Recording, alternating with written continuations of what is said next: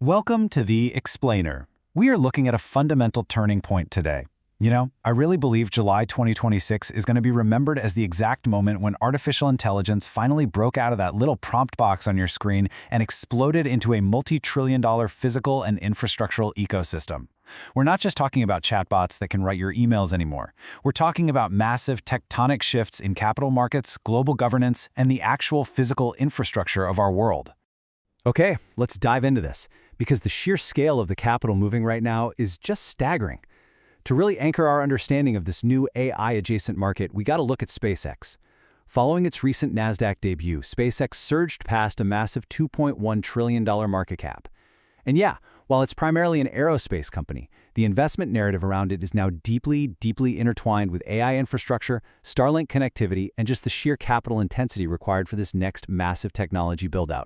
And right on their heels, we have OpenAI.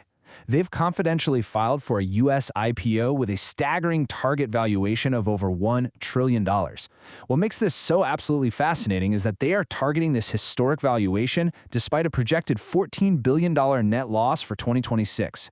I mean, the market is betting entirely on future scale here.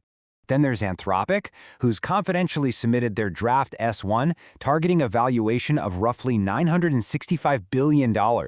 Make no mistake about it, these are no longer just fast-growing software startups. We are looking at the largest capital market events in history, completely reshaping how tech IPOs are valued and understood across the board. This brilliantly illustrates how investment has expanded far beyond just those core model companies. Yes, you've got SpaceX, OpenAI, and Anthropic.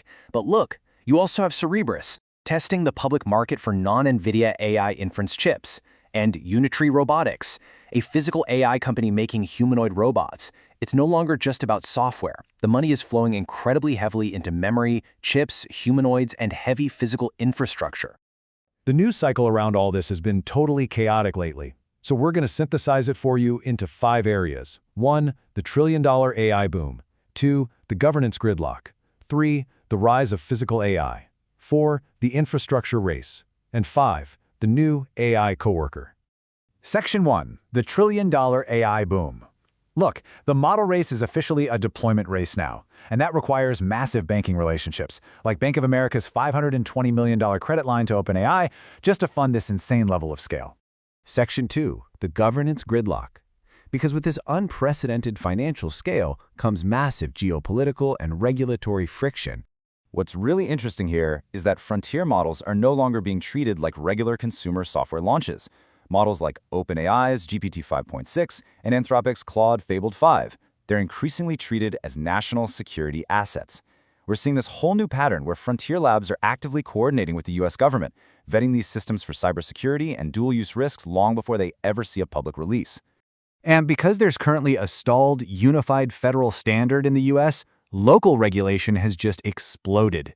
To anchor your understanding of the scale here, companies are currently trying to navigate a wildly chaotic 29-state legal patchwork that consists of 109 newly enacted AI laws, and that's just by mid-year 2026 alone. And this is a truly bipartisan regulatory wave. Both red and blue states are pushing back hard. They're implementing crackdowns on companion chatbots, requiring really strict bias audits for automated decision-making in things like hiring, and they're pushing back on the massive energy demands of AI with severe data center environmental audits and, in some cases, outright development moratoria. The regulatory landscape is incredibly complex right now, and the penalties for non-compliance are severe. Section 3. The rise of physical AI. This is honestly the most exciting conceptual shift of the whole explainer. AI is quite literally leaving the screen and entering the real, physical world. We are moving completely past just generating text and images. We're entering an era of robotics, logistics, and manufacturing guided directly by foundation models. The AI is actually observing, reasoning, and causing physical action in warehouses, factories, and hospitals. It's a total game changer. You have to contrast that old mental model with the new reality. Generative AI was about pixels, text, and code. Physical AI is about logistics, manufacturing, and inspection. And this is no longer just some lab research project. Mistral just launched a robotics model allowing navigation with just a single, inexpensive camera instead of heavy, complex sensors. Meanwhile, China has announced a massive push to produce 100,000 humanoid robots by the end of 2026. The physical AI era is already rolling out right onto the factory floor. Section 4. The infrastructure race. To power these physical robots and trillion-dollar models, you need a backbone. This revolution requires an absolutely immense, heavily resourced physical footprint. Government contracts, enterprise forward-deployed engineering, and massive supply chain logistics. These are the true battlegrounds of 2026.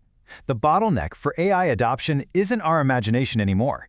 It's the physical deployment, the complex network integration, and the raw physical power needed to actually run these systems safely at an enterprise level. The scale is almost hard to comprehend. Meta is building a 1 gigawatt, $13 billion data center. That's enough power to run a small city. Verizon and AWS are laying down dedicated fiber networks just to handle high-capacity AI traffic. SK Hynix saw massive demand for a $28 billion memory share sale. The value isn't just created at the model layer anymore, it's being created across the entire physical stack of data centers, fiber networks, and memory chips. Section 5. The new AI coworker. Let's move to this and see how it builds, bringing the focus right back down to your desk, where your daily interaction with AI is fundamentally changing too. We're transitioning so rapidly through these phases. We started with reactive chatbots just answering questions. Then they became assistants drafting our emails. Now, with systems like Anthropic's Claude Cowork, they're pivoting into actual coworkers. You aren't just prompting them anymore. You're delegating multi-step knowledge work. You can literally give them a folder of documents, and they autonomously analyze, synthesize, and produce a final deliverable for you to review. This is what we call agentic AI, and it's often powered by things like the Model Context Protocol. These systems take action on your behalf, pulling live data from your enterprise systems. But I do have to warn you, because this AI is acting on your behalf, this delegated work requires incredibly strict governance, carefully managed permissions, and a mandatory human review process. You absolutely cannot just let these agents run completely unchecked in a corporate environment. So, synthesizing everything we've covered today, your core takeaway is this. AI has split into 3 linked markets. We have the model market competing on intelligence, we have the infrastructure market providing the compute and power, and we have the physical AI market driving real-world action. The companies that are going to matter most over the next decade are the ones that can seamlessly connect intelligence, infrastructure, and action. Which leaves us with this final thought as you look at your own daily workflows. In a world where AI is out there, driving physical robots, securing trillion-dollar valuations, and acting as an autonomous coworker, are you prepared to actually manage an AI, or are you still just prompting it? It's time to adapt to this multi-trillion-dollar reality. Thank you so much for joining me for this explainer, and I absolutely can't wait to explore more with you next time.